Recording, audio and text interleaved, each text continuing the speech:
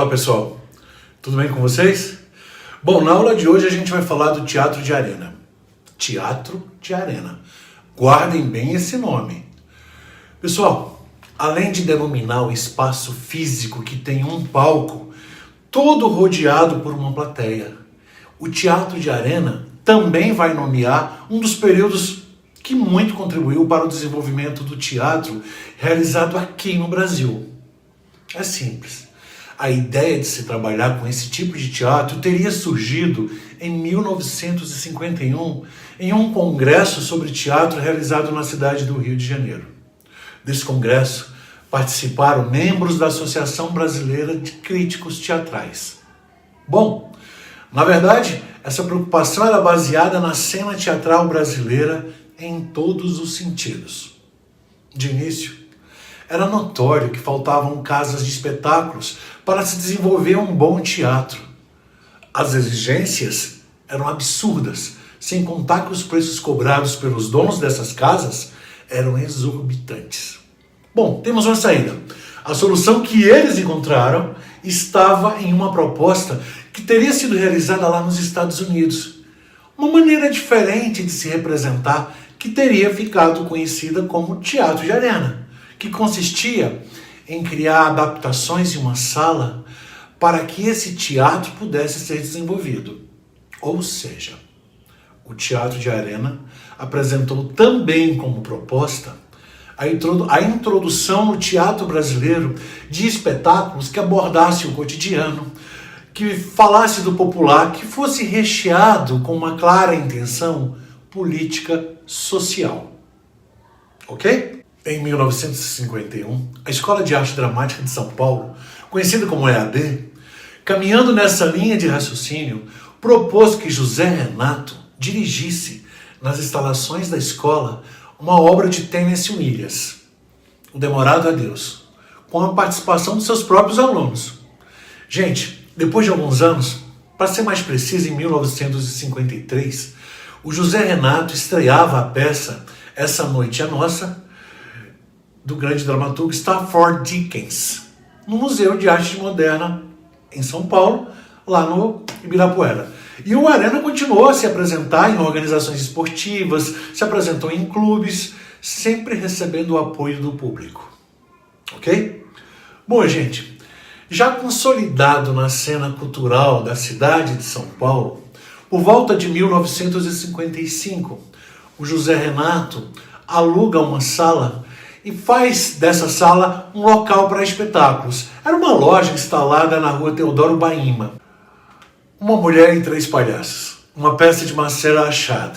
Foi uma das primeiras peças do Arena já na Consolação em São Paulo.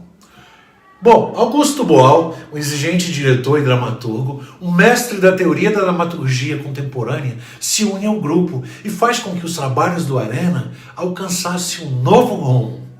Gente, depois de uma temporada de estudos nos Estados Unidos, mais precisamente na Califórnia, depois de ter estudado com o grande teórico teatral John Gasney, o Augusto Boal trouxe em sua bagagem a sua experiência de estudos e pesquisas na área da interpretação realista que ele aprendeu nos Estados Unidos. Bom, ele recebeu a influência do Actors Studios, além das pesquisas sobre Arthur Miller e também dos métodos de interpretação de Konstantin Stanislavski. Esse sistema é um modelo dramatúrgico que favorece a montagem de qualquer espetáculo teatral com elencos reduzidos.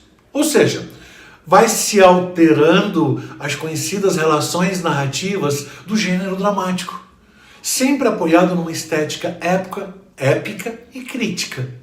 Bom, esse sistema Coringa permite que os atores, por meio do revezamento, interpretem todos os personagens. Bom, a primeira experiência do uso desse sistema Coringa de interpretação aconteceu no musical Arena Conta Zumbi, que foi produzido pelo Teatro de Arena em 1965. Augusto Boal chamou de realista a primeira fase do Arena, que favoreceu a utilização de uma técnica que ele denominou de close-up, que aproximava o palco da plateia. Essa fase foi de muita importância porque permitiu uma interpretação genuinamente brasileira, conhecida e experimentada por todos nós. Fazia-se então necessário criar uma dramaturgia que nos apresentasse, gente, personagens brasileiros. E utilizando o método de interpretação criado pelo Stanislavski, Augusto Boal criou um laboratório de interpretação para fomentar essa ideia. Contrariando os ideais e propostas do velho TBC, o Augusto Boal afirmava que os diretores importados, aqueles, fizeram uso de um excelente trabalho, beleza. Chegaram mesmo a renovar o teatro brasileiro. Mas esses dramaturgos não eram brasileiros. Suas obras, os técnicos, tudo era produzido aqui, mas com herança internacional. E o público que sentia a falta de um pensamento brasileiro que mudasse, sabe, o gosto dessas pessoas, que estava desgastado. A exigência, gente, agora era outra. Então, o Boal vai chamar de fotografia a segunda fase vivida pelo teatro de arena, que tem como ponto de partida a estreia de um espetáculo, de uma peça chamada Eles Não Usam Black Tie, de Gianfrancesco Guarnieri. E isso aconteceu em fevereiro de 1958, ainda sob a direção do Zé Renato, antes dele sair do Arena, lá em São Paulo. Bom, gente, essa peça do Guarnieri tirou o Arena da grande crise financeira que ele se encontrava. E sobre a obra, ela falava de problemas sociais que eram resultados da industrialização, dos movimentos grevistas e de reivindicações por melhores salários. A história se passa numa comunidade carioca. E se você quiser saber mais um pouquinho sobre essa obra, dá uma olhada no nosso livro, vá lá naquele quadro que está escrito assim no topo, Saiba Mais, e leia um pouquinho mais sobre Eles Não Usam Black Tie. Bom, gente, os temas nacionais, os sonhos, as aspirações, as esperanças, a luta por melhores condições de vida, o choque de classes urbanas carentes, os problemas vividos pelos proletários dos grandes centros urbanos brasileiros, são temas recorrentes na obra Eles Não Usam Black Tie. E com a abertura da encenação de textos nacionais que abordavam a problemática que o povo queria ver nos palcos, o Arena acabou criando uma proposta inovadora, jamais antes pensada, um seminário de dramaturgia. Ou seja, era na verdade laboratório de interpretação.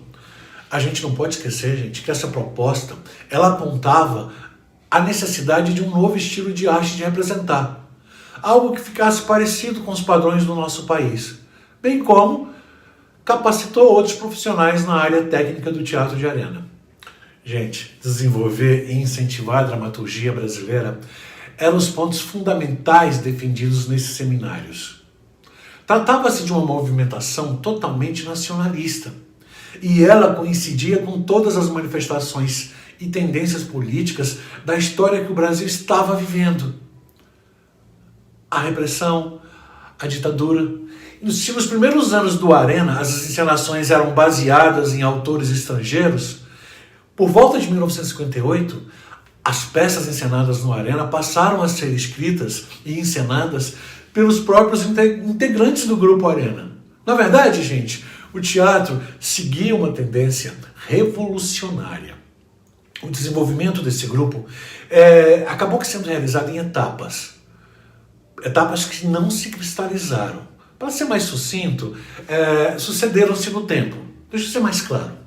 A coordenação artística se resumia a uma necessidade social.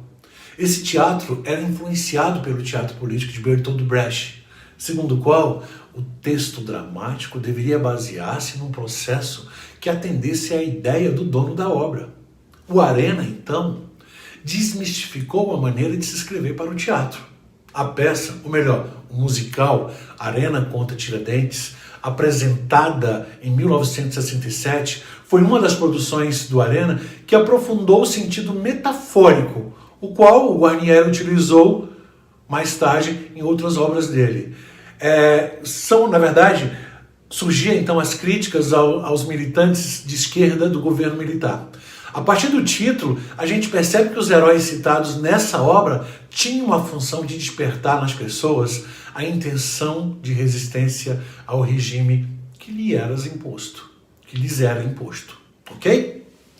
Bom, gente, agora a gente vai falar rapidamente um pouquinho só do Teatro do Oprimido de Augusto Boal.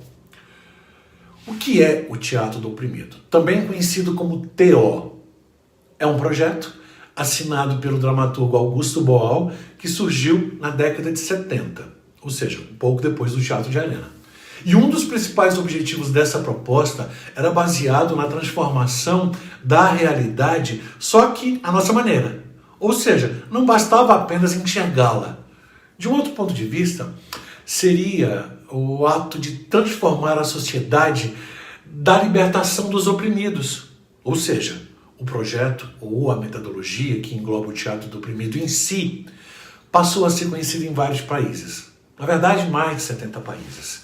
O TO, Teatro do Oprimido, como também é chamado, ele pôde ser aceito, ele foi aceito pela sociedade como um método de trabalho político, social e artístico, que tinha como base a proposta de que o mundo era um teatro, é um teatro, e que nós, seres humanos, somos os seus atores.